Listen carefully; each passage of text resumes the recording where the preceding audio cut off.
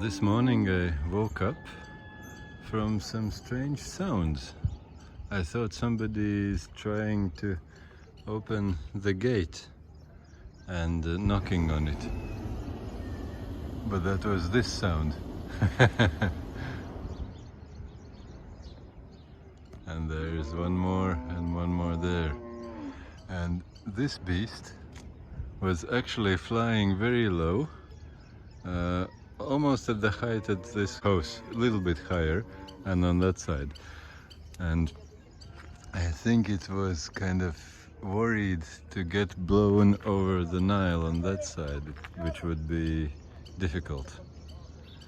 But he went almost as far as that house, and then the wind changed and it started to move there. So they're now going back towards their launching site, which is there.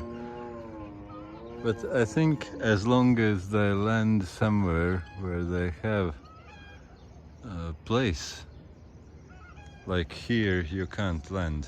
There is no place for landing and electrical wires and so on. They need some fields somewhere on that side. But as long as they have some space where to land, and as long as it's on this side of the Nile, I think they're okay. The ground crew is getting ahead of them and catching them. They're communicating with them. Oh yeah, and there are lots of balloons on that side, you can see.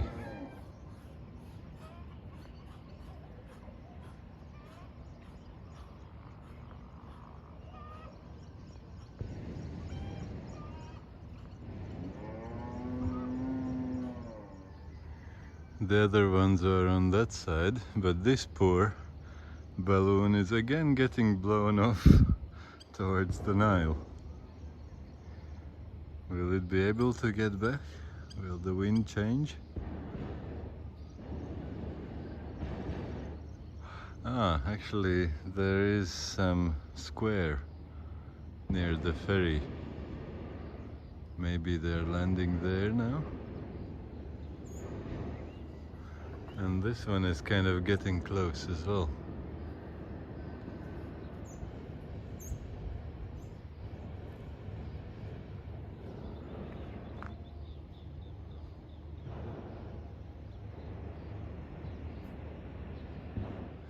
Yeah, there is almost no wind and it changes all the time.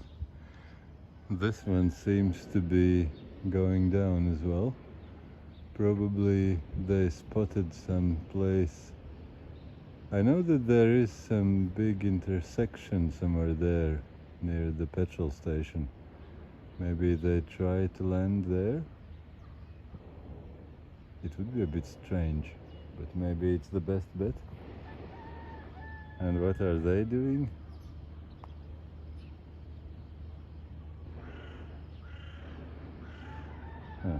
You see that lunch? Lunch in Arabic is the motorboat.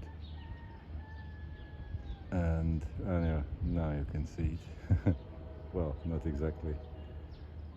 There, you will be seeing it now. Now you see it.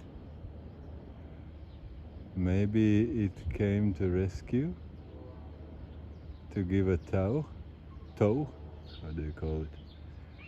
To take it in a rope, and the balloon stays slightly above water, and the motorboat will tow them to some place where they can land. Because it's in a very strange place, the balloon I mean. And that one looks like couldn't land in that place either. It goes up again.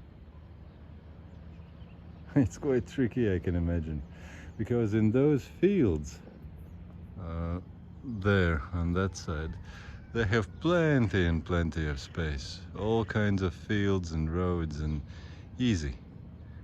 That's what they do every day, each morning, early in the morning, to catch the sunrise.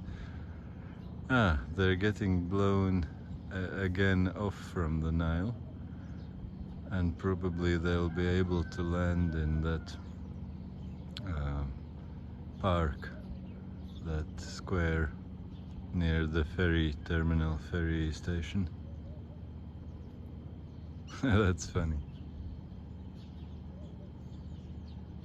Go and predict this unpredictable wind now. Like when it's no wind at all and it changes all the time. It's very difficult, I can imagine. This is about page of my YouTube channel. And if you scroll down, you will find the link to my Patreon, where I post more personal videos which are not meant for the general public in YouTube. It looks like it is landing there, yeah?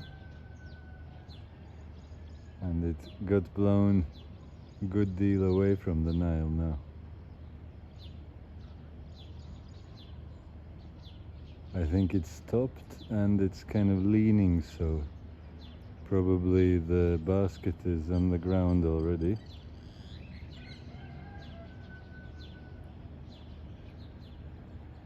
And that one is still waiting for a good spot. And the other ones are just hanging out where they were.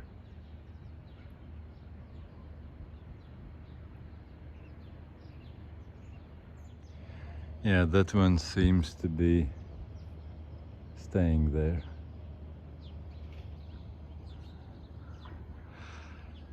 Yeah, it brought up the memories, how it was when I was flying one of those balloons over those archaeological places there.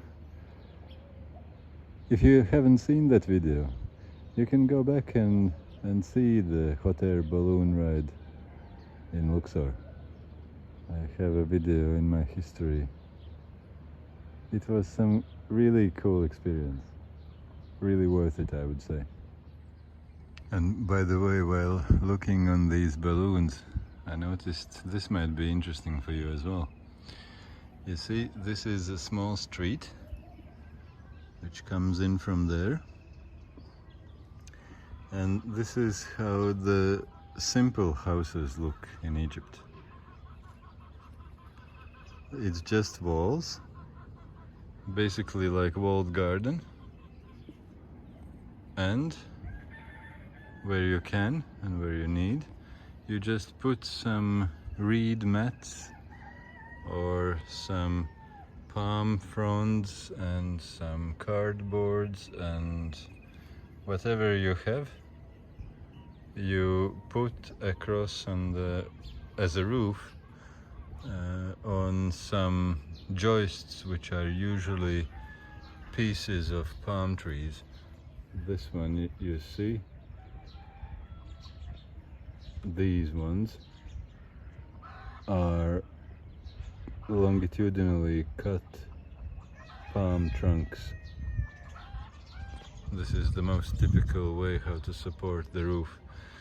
And yes, my dear Europeans and Americans, it's no problem rain-wise. You could imagine that this kind of a roof would be a problem in a European rain, wouldn't it be? And very big problem, I would say, even. Look at this. Here, it rains couple drops every few years. So who cares? And even if you do get couple drops, they evaporate so quickly that nobody really notices it. As far as I understand, at least. I haven't seen any rain here yet in 7 months which I'm here. So yeah, no problem with rain. The only reason for roof is to protect you from sun rays, and that's a serious need. A need for shade is a very serious one. If you have to be in the sunlight in summer, that's a torture. In 42, 45 degrees, like it's every day solid above 40 for the whole day without a single cloud.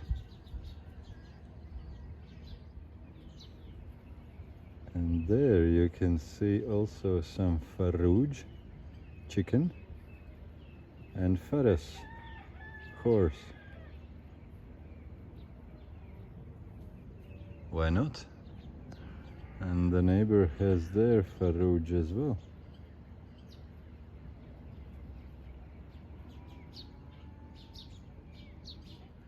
Okay, friends, I think that's it. Have a good morning, or whatever else you have, and see you some other time. Some other place maybe, we'll see. All the best, my friends.